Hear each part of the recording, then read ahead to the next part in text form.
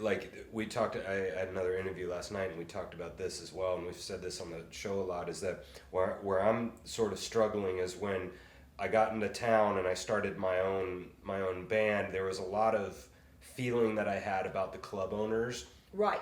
and so I was sitting there and I was thinking a whole number of things. It was like, one, I was saying all these phrases to myself like, yeah, these club owners they just won't pay us enough, and then I was thinking of, yeah, the internet's now come out, and so the greatest cute cat video of all time, we have to like be better than the greatest cute cat video, like to bring out people, like we have to be better than the internet. Now, the entire internet, we have to. What am I? I throw up my hands. I mean, also you mentioned the jukebox. I can think of things like DUI laws and stuff of why every single person isn't out having 9 vodkas every night now. There's that. Right. Of why people aren't coming out. Definitely, we've talked about on the show a lot how 1920, every single funeral and wedding and music was every single place in everything. And now it just seems like a lot of musicians aren't quite as respected as they were. It seems like to me, as from what I hear from Ken Burns jazz videos and things like that, of what the 1920s, 1900s was like. And then you also have this whole pop situation of what's happened in the last 70 years of people, when Pink Floyd and Earth, Wind and Fire and Chicago and all these like great bands, jazz back in the day, and now, the pop music is just different and it's a little bit more dumbed down. So I say all these phrases to myself, and the problem is that where I've come to, if you have a scale of my life is crappy, which one of you is to blame? Right. Or it's everything is your fault, you just haven't worked hard enough, and and now I'm probably somewhere in the middle here. I've gone to this. Do you know what I'm saying? Like, I understand what you're saying. It feels excusey to me when I say all those things, but my struggle is, the problem is all those things are true though. Oh, yeah, they are. And so how do you feel? I think you know where I'm going with this. I know all you're these going. excuses. You're right. You're right. And let's not forget that you've got ASCAP wanting. Mm-hmm. That's another issue with the clubs themselves. With the clubs themselves. Yeah. The clubs have to pay ASCAP. Mm-hmm. Okay? They got to pay them. Mm-hmm. And if you don't pay them, okay? Yeah. So I hear what you're saying. Mm-hmm. And been there, done that, got the t-shirt. Mm-hmm. Been there, done that, I got the t-shirt. Mm-hmm. And then as I have gotten older,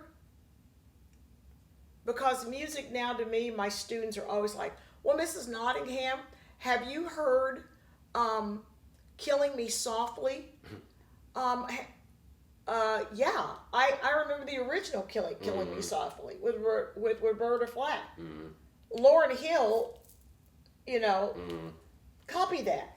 Really? Wow, I didn't know that. Mm-hmm. It's just a whole different perspective when it comes to music. And everything you're saying, I got it. Mm-hmm. I never took my clothes off to sing a song. Mm-hmm. I never felt I had to get naked to do a song. Right. I sang the song and told the story, and that was enough. But now, the audience, there's an audience that wants that wants it to be dumbed down. Mm-hmm. They want women to be objects. Mm-hmm. And I'm not going to name any new performers or new rap artists. It's not the music that I know. It's not the music that I'm trying to sell. I will, Cardi B. But and all I have to say is I want all these people to make their money now, because when they're 40 and 50, it's not going to sell. Wall's coming. Okay. So everything you're saying, Mm-hmm. and getting mad at club owners, and because right out of college, I will always remember, and the agent that booked us, I was about the music, and I have always been about the music, and I will continue to be about the music. He said, Millie's got a really good voice, but she's not giving me enough tits and ass. Mm-hmm. All right. She's just not sitting it out there. And in order for her to get gigs and for you guys to work, you need to tell her to dress a little more sexy and give us some tits and ass. Right. So everything you're saying is right, true, and good, but it's like I tell my students, you've got to decide who you are, who you want to be, what story you're going to tell, and then fight for that story. And find those places where you can tell your story. We're not going to change the world. What the music business was in the 20s and the 30s and the 40s and the 50s, and then we start seeing some change, but we're not going to change those people.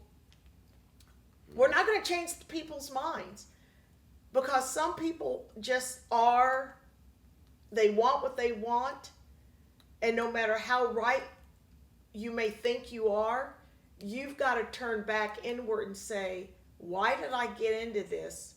Why am I doing this? Where are the venues where I can present what I believe is music and what I believe in? Because you're not going to change the world. Because in our country, it's about capitalism and what sells. It's not about talent anymore. It's not about ability.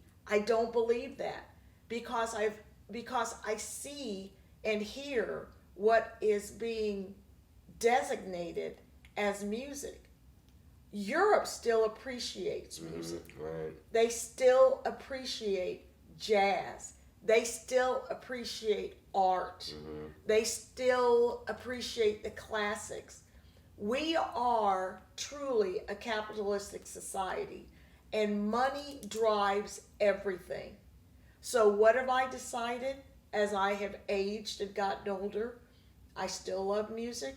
I still am going to do music. I still listen to what I perceive as good music. You come to my house, you're going to hear everything. You drive in my car, you're going to hear everything. Right.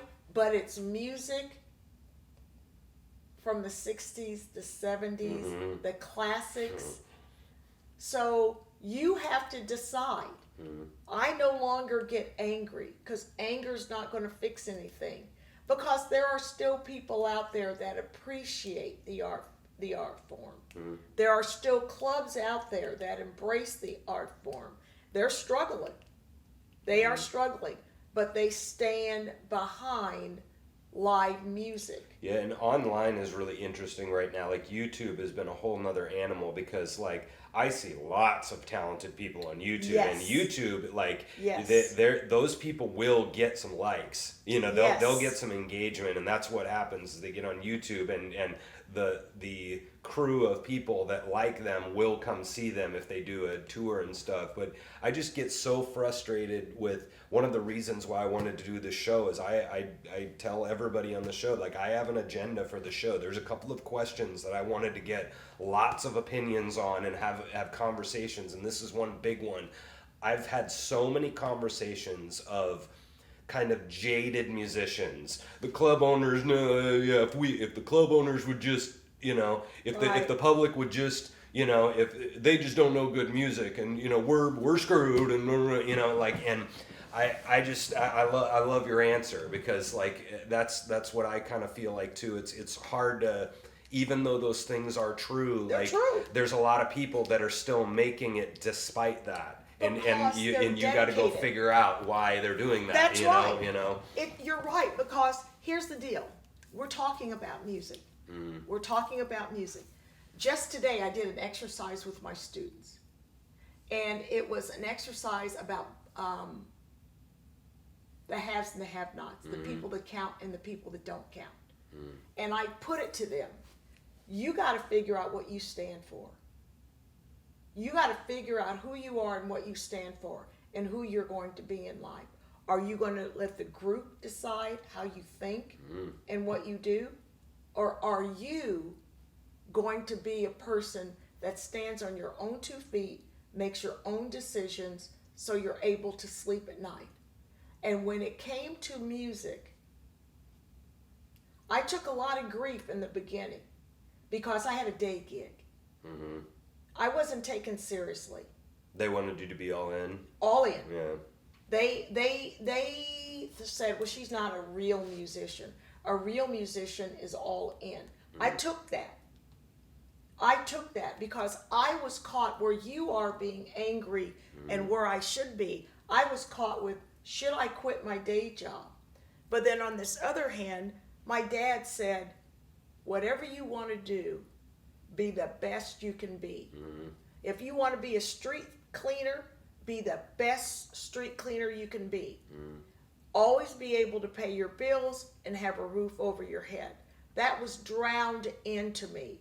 Be whatever you want to be, but accept the responsibilities, accept the confrontation, be held accountable. So for me, I wanted a day gig where I could pay my bills, so the love of the art was not colored.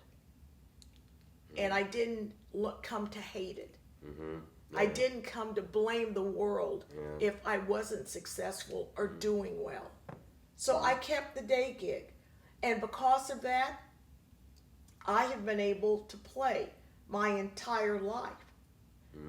The other side of this is, like with anything, if you are a professional, and by no means am I perfect, but if you treat people with respect, who you are will come before you. And what I mean is, if you're a person that shows up at the gig on time, is professional, treats people with respect, not only the band, but the wait staff.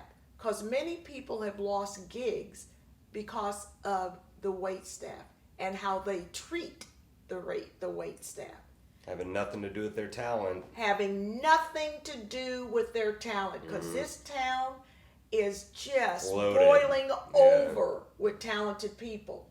Depending on how you are to work with, depending on who you are, makes a difference.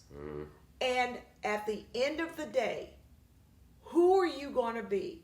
Why are you in the business? There are people who are in the business who are successful. There are clubs still trying to present quality music, and they are struggling. So where do you fit in? For me, I know what I think, I know what I feel, I'm going to do it, and I'm going to find places where I can do it and make it real. No more anger. I blame myself. I become accountable. Good for you. The